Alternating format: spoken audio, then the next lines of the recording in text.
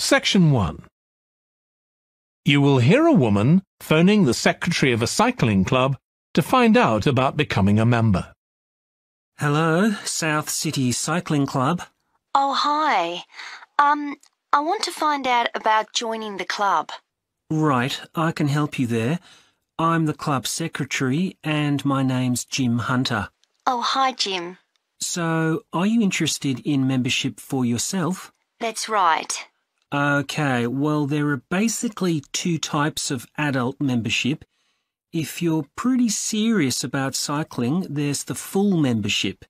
That costs $260, and that covers you not just for ordinary cycling, but also for races, both here in the city and also in other parts of Australia. Right.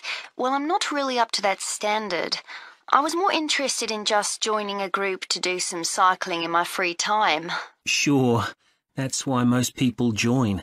So in that case, you'd be better with the recreational membership. That's $108 if you're over 19 and $95 if you're under. I'm 25. Okay, it's paid quarterly and you can upgrade it later to the full membership if you want to, of course. Now, both types of membership include the club fee of $20.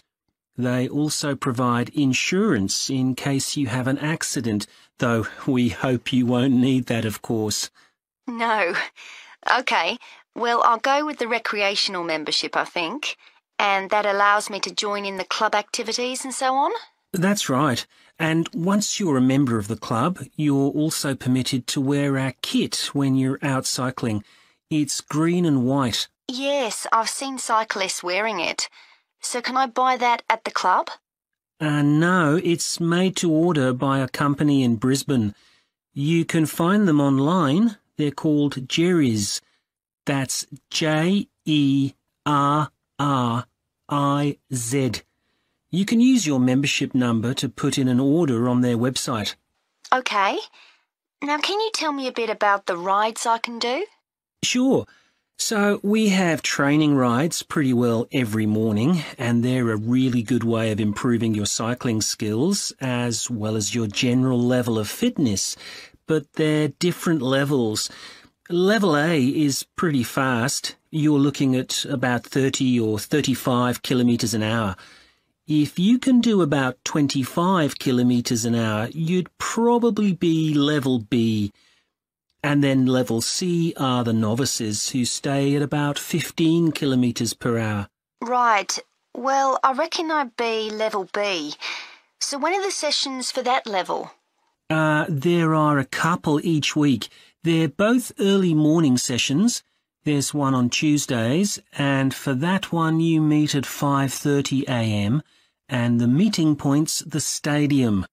Do you know where that is? Yes, it's quite near my home, in fact. Okay, and how about the other one? That's on Thursdays. It starts at the same time, but they meet at the main gate to the park.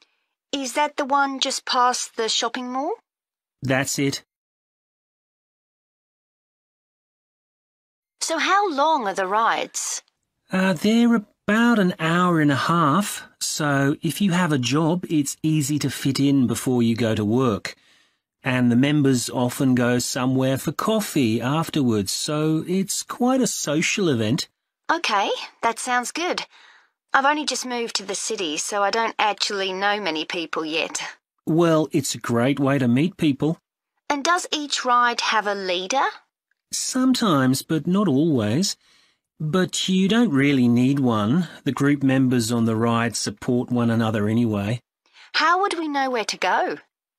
If you check the club website, you'll see that the route for each ride is clearly marked. So you can just print that out and take it along with you. It's similar from one week to another, but it's not always exactly the same. And what do I need to bring? Well, bring a bottle of water and your phone. You shouldn't use it while you're cycling, but have it with you. Right. And in winter, it's well before sunrise when we set out, so you need to make sure your bike's got lights. That's okay. Well, thanks, Jim. I'd definitely like to join. So what's the best way of going about it? You can... Section 2. You will hear a manager in a company talking to employees about volunteering for charity work.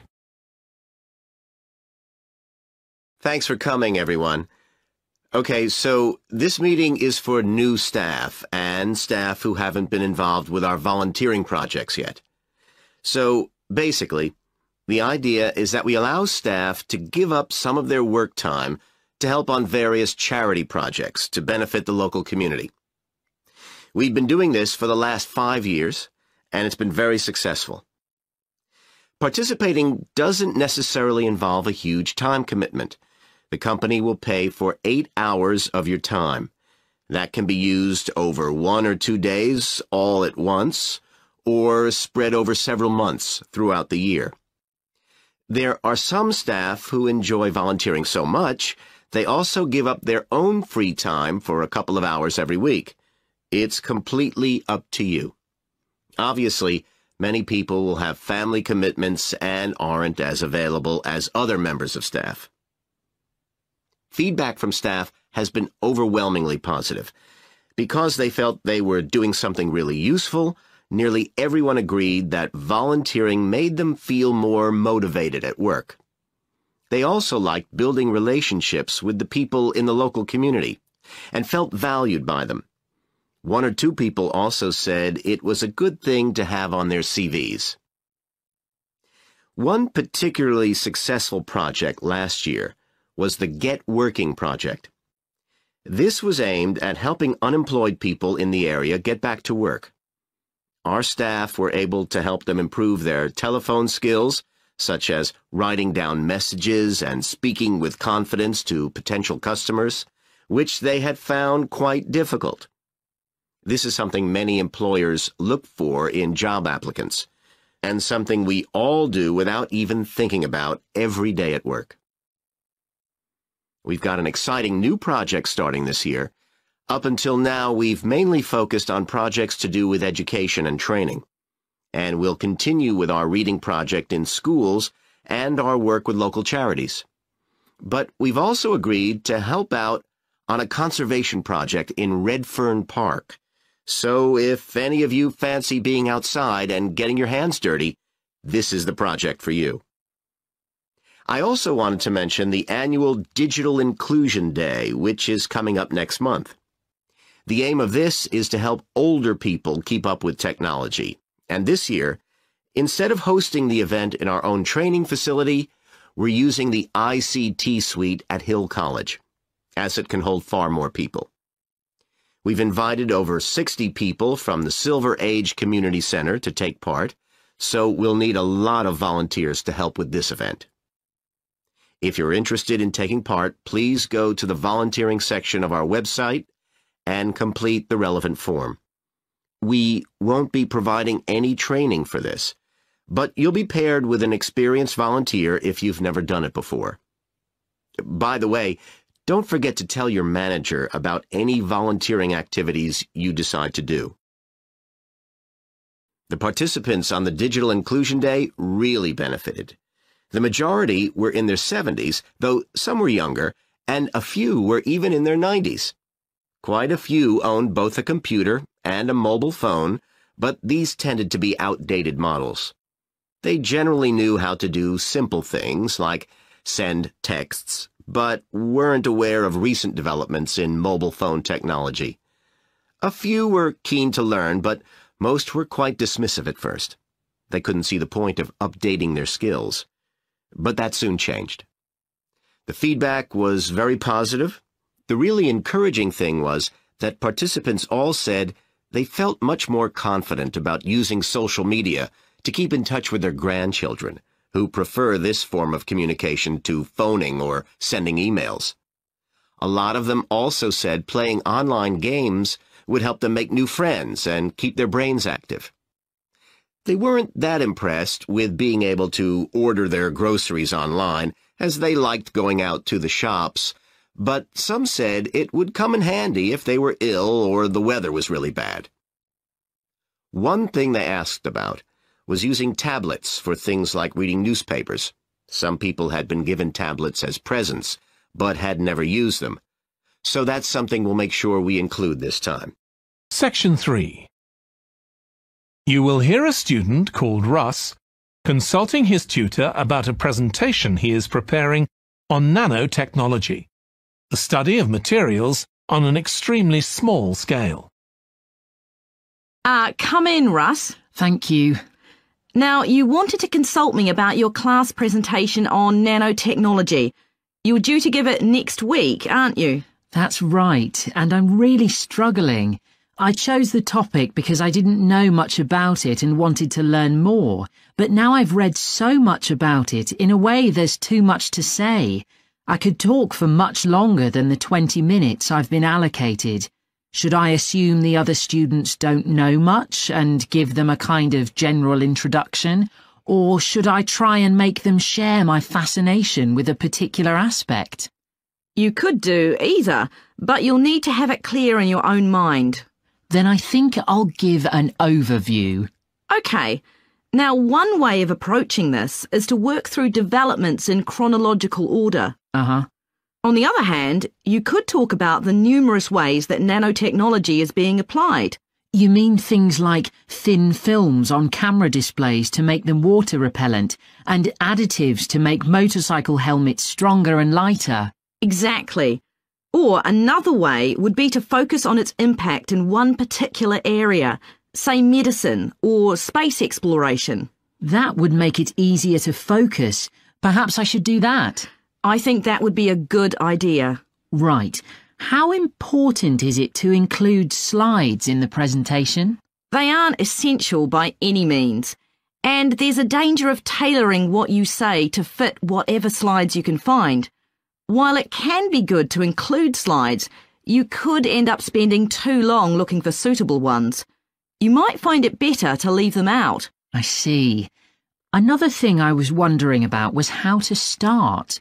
I know presentations often begin with, first I'm going to talk about this, and then I'll talk about that. But I thought about asking the audience what they know about nanotechnology. That would be fine if you had an hour or two for the presentation, but you might find that you can't do anything with the answers you get, and it simply eats into the short time that's available. So maybe I should mention a particular way that nanotechnology is used to focus people's attention. That sounds sensible. What do you think I should do next? I really have to plan the presentation today and tomorrow. Well, initially, I think you should ignore all the notes you've made, take a small piece of paper and write a single short sentence that ties together the whole presentation. It can be something as simple as, nanotechnology is already improving our lives. Then start planning the content around that. You can always modify that sentence later if you need to. OK. OK, now let's think about actually giving the presentation. You've only given one before, if I remember correctly, about an experiment you'd been involved in. That's right. It was pretty rubbish. Let's say it was better in some respects than in others. With regard to the structure, I felt that you ended rather abruptly, without rounding it off. Be careful not to do that in next week's presentation. OK. And you made very little eye contact with the audience because you were looking down at your notes most of the time. You need to be looking at the audience and only occasionally glancing at your notes. Your body language was a little odd. Every time you showed a slide, you turned your back on the audience so you could look at it. You should have been looking at your laptop. And you kept scratching your head, so I found myself wondering when you were next going to do that, instead of listening to what you were saying. Oh dear. What did you think of the language? I knew that not everyone was familiar with the subject, so I tried to make it as simple as I could. Yes, that came across. You used a few words that are specific to the field, but you always explained what they meant, so the audience wouldn't have had any difficulty understanding. Uh-huh. I must say, the handouts you prepared were well thought out. They were a good summary of your presentation, which people would have been able to refer to later on, so well done on that. Thank you. Well, I hope that helps you with next week's presentation. Yes, it will. Thanks a lot. I'll look forward to seeing a big improvement then. Section 4. You will hear a lecturer in psychology talking about a type of memory. Today, we'll be continuing the series of lectures on memory by focusing on what is called episodic memory and what can happen if this is not working properly. Episodic memory refers to the memory of an event or episode. Episodic memories allow us to mentally travel back in time to an event from the past. Episodic memories include various details about these events. For example, when an event happened and other information such as the location. To help understand this concept, try to remember the last time you ate dinner at a restaurant. The ability to remember where you ate, who you were with, and the items you ordered are all features of an episodic memory. Episodic memory is distinct from another type of memory called semantic memory. This is the type of factual memory that we have in common with everyone else. That is your general knowledge of the world. To build upon a previous example, remembering where you parked your car is an example of episodic memory.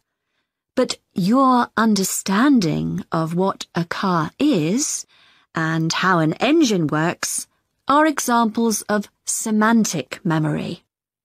Unlike episodic memory, semantic memory isn't dependent on recalling personal experiences. Episodic memory can be thought of as a process with several different steps of memory processing, encoding, consolidation, and retrieval. The initial step is called encoding. This involves the process of receiving and registering information which is necessary for creating memories of information or events that you experience. The degree to which you can successfully encode information depends on the level of attention you give to an event while it's actually happening. Being distracted can make effective encoding very difficult.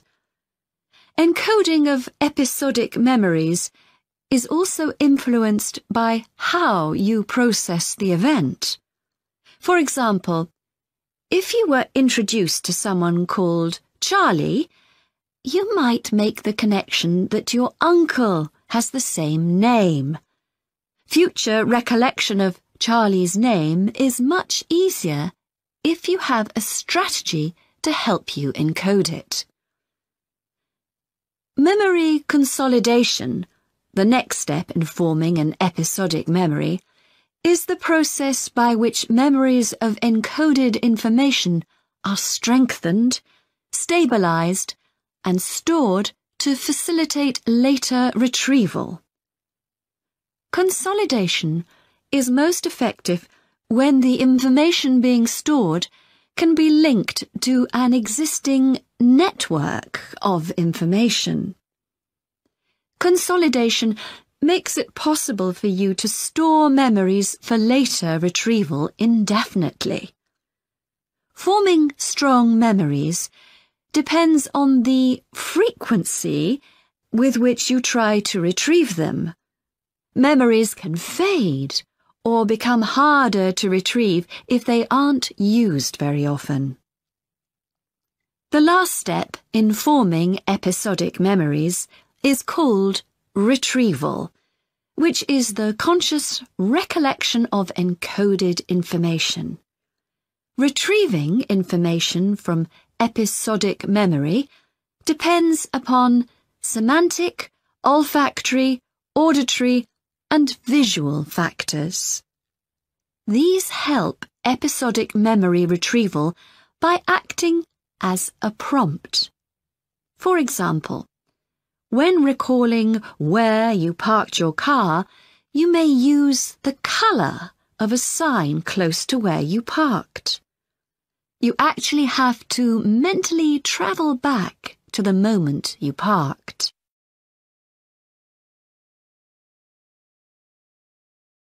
There are a wide range of neurological diseases and conditions that can affect episodic memory. These range from Alzheimer's to schizophrenia to autism. An impairment of episodic memory can have a profound effect on individuals' lives. For example, the symptoms of schizophrenia can be reasonably well controlled by medication. However, patients' episodic memory may still be impaired, and so they are often unable to return to university or work. Recent studies have shown that computer-assisted games designed to keep the brain active can help improve their episodic memory. Episodic memories can help people connect with others, for instance by sharing intimate details about their past, something individuals with autism often have problems with. This may be caused by an absence of a sense of self. This is essential for the storage of episodic memory and has been found to be impaired in children with autism. Research has shown that treatments that improve memory may also have a positive impact on children's social development. One study looked